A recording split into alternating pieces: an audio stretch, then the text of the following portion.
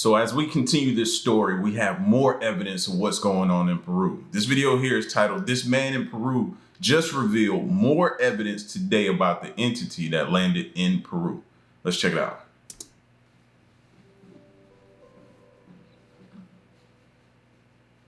Interestingly, yesterday officials in Peru announced that the alleged entities witnessed throughout the area were just men on jetpacks, but someone just made an interesting discovery. The photograph that's currently making the rounds, which shows a local resident holding up a photograph of someone on a jetpack, is actually fake, and someone pointed out that local officials likely made this resident hold up this jetpack picture to debunk the Peru attacks. Man, yo, the things they won't do to cover up something.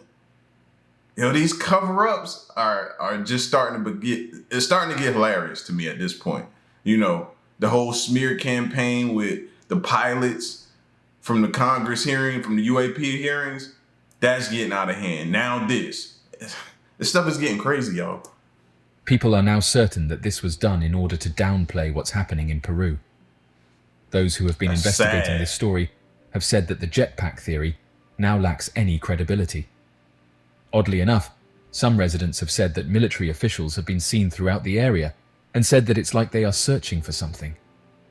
Many have also said that it's the first time they have ever heard of gold miners using jetpacks, and again pointed out that they would require heavy-duty equipment to mine gold from a river. Online users have said that this story doesn't add up, and note that they are likely using illegal miners as a way to distract people from what's actually happening throughout the area. Just wrong. What's interesting about this story is that it's not the first time that this has happened, and residents who live close to the region have said that these 7-foot-tall entities have been encountered before. In a rural area called Alto Nane, located in the northeastern part of Lima, Peru, residents who've lived in the area for several decades claim to be experiencing constant encounters with 7-foot-tall entities. These mysterious beings are said to have armored bodies and distinct features, such as large heads and yellow eyes. The villagers report that these creatures have been consistently attacking their community during the night since July 11th. The community is currently experiencing a state of fear and unease, primarily caused by a distressing incident involving a woman. According to reports, she was approached from behind and suffered a laceration to her neck after resisting the attacker. This unsettling event has left community members apprehensive, making it difficult for them to find solace and rest peacefully as they constantly feel threatened. I was about to say, can you blame them at this point? Everything they're going through? Can you blame them? Oddly enough, footage was released of the incident, and those who saw it said they could make out a humanoid-like entity, while others noted that the creature appeared to be more bug-like. The Akitu indigenous people have made accusations regarding advanced beings who they claim are impervious to their traditional hunting tools. These individuals are calling for assistance from the Peruvian military to ensure their safety against these interstellar trespassers. According to their accounts, the mysterious beings have protective skin that's grey in colour and possess an extraordinary ability to float using spherical orbs. According to community leader Jairo Reategui Avila, he described the individuals as beings from another planet. One of the residents said that it's only been in the last few days that these sightings have been picked up by news outlets, and said that locals have been encountering them now for several weeks. He said that they are extremely difficult to capture, and due to the bright lights they give off, it makes it difficult to photograph them. The man then detailed that several locals took it upon themselves to take out one of these beings, but said that bullets did nothing to them, suggesting that it was like they were wearing armor. The man continued by saying that the lights are blinding, and even theorized that they may have been used to disorientate the locals. Mysterious lights seem to be a common theme with these sightings, and as of right now, it's not entirely understood what's creating these lights. Oddly enough, many people throughout the area have reported witnessing glowing orbs. These luminous, spherical objects have been reported close to where these entities have been encountered. Those who investigate the unknown have said that glowing orbs are typically described as spherical objects that emit a soft, often pulsating light. Witnesses report a range of colors, including white, orange, blue, and green. These orbs are observed to move silently through the sky, sometimes hovering in place or executing rapid and unpredictable maneuvers. Unlike conventional aircraft, they lack visible wings, rotors, or any discernible means of propulsion. Interestingly, all of these reports are happening just a few weeks after the US Congress conducted a significant hearing on unidentified objects. While previous encounters with advanced beings often revolved around the unearthing of peculiar technology in isolated settings, the most recent accounts originate from a rural area in northeastern Lima, Peru. According to local villagers, they are currently facing an onslaught from armor-clad entities standing at an imposing height of 7 feet, bearing a striking resemblance to large grey or insectoid entities. A common theme with these sightings that have been reported across Peru is that the entities have big heads and large black eyes. According to local reports from the Iquitu indigenous people, the strange beings have been launching attacks on the community since July 11th, including one particular incident involving a woman who was grabbed from behind. The beings in question are believed to wear protective armor and give off a bright light. The residents from the remote region have requested assistance from the authorities. In response, the police and navy have been deployed to the area, and local residents have taken the initiative to conduct nighttime patrols. One of the locals said that their heads are elongated and their eyes have a black hue. This enables them to have a clear view of their surroundings before disappearing. Their proficiency lies in their ability to evade capture, and that as of right now, residents have only been able to capture blurry photographs of them. Based on information from local news outlets, villagers have drawn a comparison between the mysterious beings and pilacaras, legendary creatures that are known to take out humans. Despite the unlikelihood of this claim, it hasn't deterred online users from embracing it. When pondering the possibilities of advanced life, our imagination often conjures up a variety of forms, from humanoid to radically different. Among these creatures whose existence is... We pretty much have TV to blame for what our images of what we think they could possibly look like are. TV, sci-fi movies, different things, you know what I'm saying? That's why we have that image, man. But they could show up here and look just like you and me. Or something else. And we not even know. Maybe in the form of an animal, maybe in the form of a fish, maybe in the form of a whale, or some type of octopus or crab or something. We just don't know. And I think for me, that's the scary part of the unknown, that I could be standing next to something or amongst something and be completely clueless. Is yet to be definitively proven are the insectoids, mysterious creatures that share characteristics with Earth's insects. Insectoids often find their origins in cultural and mythological narratives. Throughout history, various societies have crafted stories and legends featuring insect-like creatures. The legend of the mantis man emerged from a blend of eyewitness accounts, urban legends, and speculative fiction. The mantis man is often described as a creature possessing both humanoid and insectoid attributes, featuring characteristics such as a segmented exoskeleton, elongated limbs, and large, multifaceted eyes. The legend gained momentum through word of mouth, online forums, and media coverage, ultimately entering the annals of unexplained phenomena and captivating the curiosity of those intrigued by tales that defy conventional understanding. Sightings of the mantis man have been reported across various regions, including North America, Europe, and Asia. Witnesses often recount their experiences with a mix of awe, fear, and confusion. The reported encounters range from brief glimpses of the creature to alleged interactions that involve communication or telepathic exchanges. While these accounts vary in credibility and detail, they collectively contribute to a narrative that transcends cultural and geographic boundaries.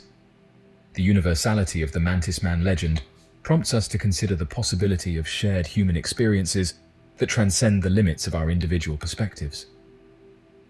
UFO whistleblower David Grusch came forward with claims this week that the United States government is attempting to leak medical records detailing his struggle with post-traumatic stress disorder to The Intercept in order to discredit him. But reporter Ken Klippenstein, who published excerpts from the documents, is disputing that claim, saying he requested them under the Freedom of Information Act, or FOIA. News Nation, who is also owned by Nexstar, the parent company of The Hill and of Rising, first aired the interview between Grusch and journalist Ross Coulthart. They published a retraction of the claim that Grusch's medical records were illegally leaked by the government. News Nation said this aspect of Coulthart's statement was, quote, erroneous. However, Coulthart tweeted last night, it's admitted by Ken himself now that he was told where to look by sources inside IC and Department of Defense who were trying to smear David Grusch. Their tip could only have come from Grusch's highly classified security files. This is getting messy. Messy. It's so much mud being slung, man, and it's only gonna get worse. Prepare ourselves. Intercept reporter Ken Klippenstein joins us now to discuss. Thanks for joining us, Ken. Hey guys, good to be with you again. So maybe you can answer this for us. So you describe the process by which you obtained these documents that pertain to David Grusch's mental state in the past. Yeah, I've tried to be really open about this because there are limitations in reporting as to how you're able to find out things. And I think the best way for readers to counteract that is to just have a sense of what it is that happened. I basically, I'm a national security reporter. I know a lot of people in the Pentagon. When the hearings... I'm a reporter and I know a lot of people in the Pentagon. What does that sound like to y'all? Okay, to me, you already come off as biased to be on the Pentagon side. Does that not sound accurate to y'all? Or am I tripping? First started happening, I just kind of asked them. I said, so what do you think of this guy? Is he legit? And a couple of people were familiar with him, had worked with him, and they said that he wasn't reliable. I'm not the kind of person to just publish innuendo, so I can't run with that. So I thought, well, how can I substantiate these claims so that he's unreliable? Because they started hinting at, turmoil in his personal life as well. So I went on Nexus, which is a subscription tool investigative reporters have, saw his addresses, requested, if you can look at my FOIA, I published it in full in the story that I wrote, and just asked for like the last 10 years or so of things to see if I could find some kind of documentation to corroborate what I had been, what I was being told verbally from folks in the Defense Department. So you were put onto the scent, as it were, initially because of information you had received from defense officials. From your biased source. Sure.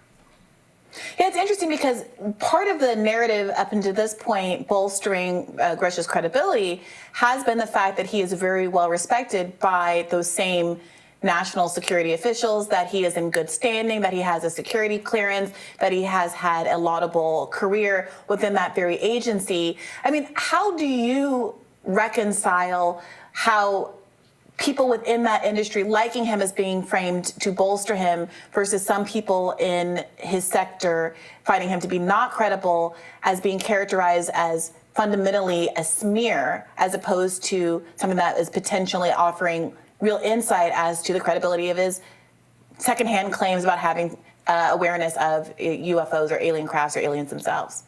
Yeah, this is an important point because it's exactly why I was so interested in this question. Anytime the media just starts parroting the same line again and again, if you can go and Google his name, you will see the phrase decorated war hero innumerable times. And I'm not disputing that he is. He clearly, has a service record, and I respect that. But my impression was the media is not doing a very good job of vetting this guy. Not just in the sense of, finding anything derogatory, but finding anything at all. That's really all I could find in the reporting, is that phrase repeated again and again. But that don't even sound like him saying that. It sound like he's being puppeted, right? Oh, the news isn't doing a very good job of saying who this guy really is. Let me do some more information. How do you know that? Who tipped you to that? See, you got to read between the lines. Who tipped him to say that, to have that thought process? Because you clearly don't know this man. So what would make you question everything you're hearing about him? Unless somebody stepped up and said, nah, maybe someone from the Pentagon and said, that's not who he really is, bro. I have some information. And again, so I wanted to try to see what else there is about him. I put out, I have sources that I know, and they introduced me to people. But in addition to that, I put out a call for tips where I said good or bad information, because I really want to give people something that they're not finding in the rest of the press. And unfortunately, a lot of it, was negative. But that was sort of my thought pattern, is cast as wide of a net as I can to get as much information as I can, and then write down what I got. And so that's really how it worked. So what do you think are the ramifications of what you found? How are we to judge, does this, in your mind, cast some doubt on his testimony that he has a history of having had a medical health episode? Let's talk about what you did report, Ken, right? Because there's a difference between what you actually reported and what came out in anticipation of your reporting, where they said, oh, you're going to talk about his PTSD. It didn't seem to me that what you wrote about was about PTSD at all. No, when he says PTSD, doesn't mean necessarily that you're unreliable, I completely agree with him. And I actually never said that. That's his framing to try to get ahead of the story. What I said in the article and what the documents that I found under FOIA show is that his current wife described him as an alcoholic and said that he has these episodes. Now, when you're an alcoholic, if you're going to go in for a medical procedure and you find out the surgeon is alcoholic, is that going to factor into your, assessment of whether or not this person, has the judgment that they need? I think it should. That's my opinion. But really, I'm pulling this stuff together, and it's up to people to decide what they think of it. Do you have a sense of whether or not, has he made any statements post-publishing your article about whether he still struggles with alcoholism, if he was struggling with alcoholism at the time that he became aware, was told about the existence of UFOs, et cetera, or anything that would affect his ability to read the credibility of these reports accurately? To be clear, he has said that he completely recovered from PTSD. But again, in his statement that he put out getting ahead of this, he didn't mention the alcoholism at all. I thought that was interesting. That, to me, that was the most significant part of it. Because again, I agree with him. Having PTSD is something that's not uncommon, not just with service members, but, across the society. Doesn't necessarily mean that, it affects your judgment. On the other hand, alcoholism, I think that's a different case. And so, I think it's interesting that that was the part of it that he didn't comment on in his sort of media push before the story came out. I don't know how much you can say. No, man. That's something you deal with on a daily basis when you suffer from that, right? So having people bring that up to you about something that you're trying to get through each day and continue to fight each day, you might not want to kind of spend time on that topic. Ever been around anybody who had that type of addiction? That's something they struggle with on a day-to-day. And each day they wake up and face it. So you bringing it up is a constant reminder to them. So how about have some sympathy for the man? You know what I'm saying? And like I said, I'm not making excuses or anything like that. I'm just trying to give somebody a fair chance. If it comes out later on that he was telling us a bogus lie, then cool. We move forward. But I'd rather that come out than us not pay attention and us try to discredit the dude and he was telling the truth the whole time. About this, but in the rumblings, you said that initially turned you on to looking into his background, that you heard from people you might know in the Defense Department, et cetera. Are the questions they had about him resolved by this kind of issue? Is this what you suspect they were pointing to, or is specifically them suggesting to you that maybe he would be making up a story about UFOs, UAPs, or is it that he has a history of alcohol abuse is what they were trying to get you to arrive at? This definitely tracked with what they described. I want to be clear. There's a lot of insinuations that, not just that I was leaked these documents incorrectly, but that they somehow went into his medical records. That's not true. These are people he worked with that he knew socially.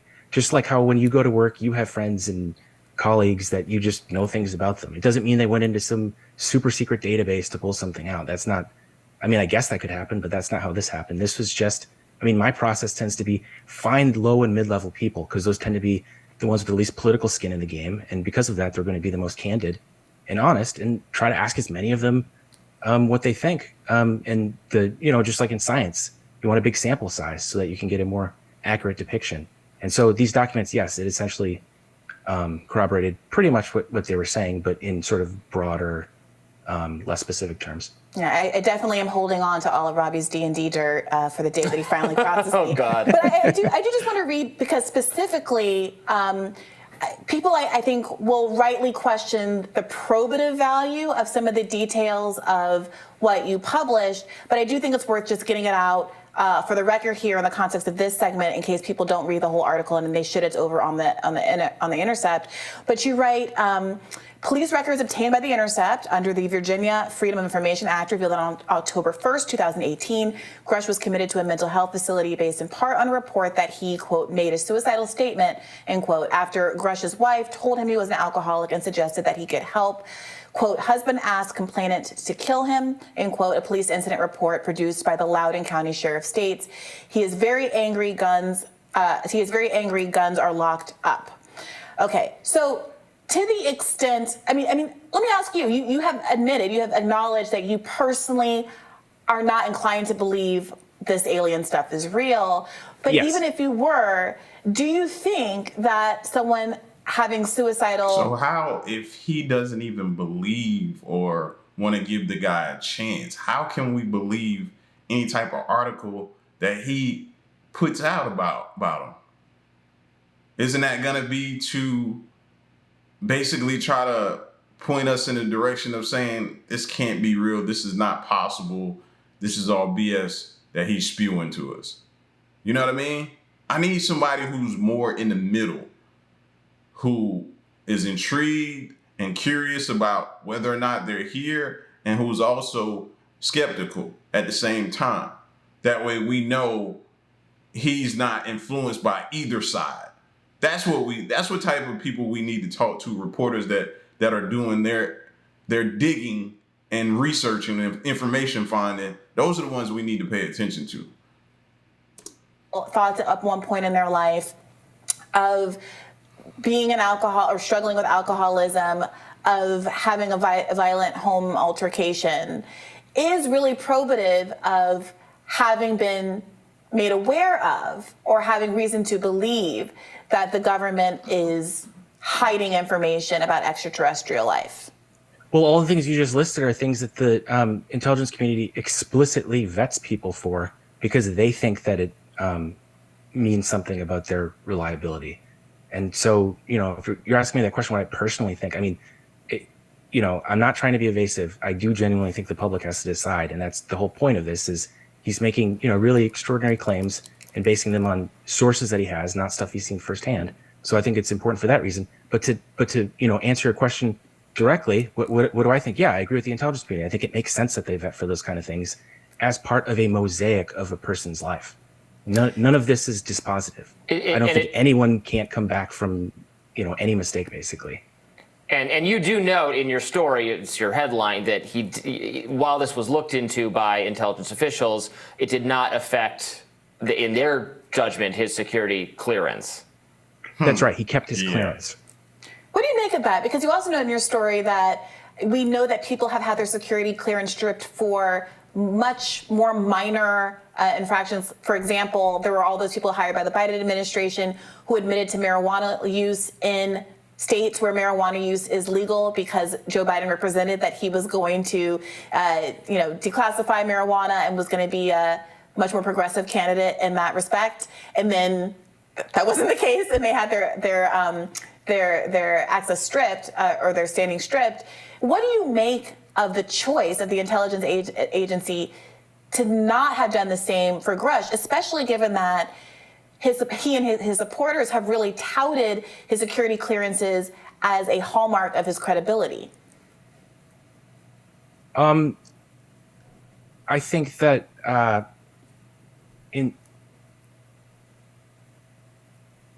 glitching. Sorry, could you repeat the last part? Look at him glitching. Don't know where to go. He glitching. Out a little bit. What do you make of the fact that he still has a security clearance when people who simply smoked pot don't, especially given how the security clearance is being kind of used to shore up his credibility? Right. So there's an enormous amount of discretion in the clearance process. They love to pretend like it's scientific, but in the same way, I assume viewers have seen critiques of the kinds of science that law enforcement relies on to make cases and the limitations of that science. All of that is true of the intelligence community as well. There's polygraphs, for instance, are not admissible in court in many civil, I think, criminal cases too. So it's not a science, it's an art. And so if you look just as a national security reporter, I've seen DOD, the Pentagon, tends to be more lax than other agencies like the FBI or the CIA. And so there's an enormous amount of discretion. And the impression I got from talking to people who had worked with him is that at least at the point that this was happening, he was a well-connected and pretty favored guy. You know, he's a GS-15 and he's only 35. That's, you know, a pretty meteoric rise. And I want to be clear, I'm not saying that's just like because he's glad-handing. People did say, I'm sorry, but it's just coming off that the way he is towards Grusch. And you notice it's just Grusch, right? There's two other dudes that were on the panel that were testifying to this stuff. So are you coming out with information on them next? say that, you know, they considered him in some ways to be an intelligent person, and you can see that how senior he got so quickly. Yeah, I think that's basically it. It's just huge. It's not. You'd be surprised. It's not like a checklist. It's like very much up to the you know, senior executive service and what they decided to do. Mm. Well, Ken, thank you so much for joining us to shed some clarity on your reporting. We really appreciate it. I appreciate it, guys.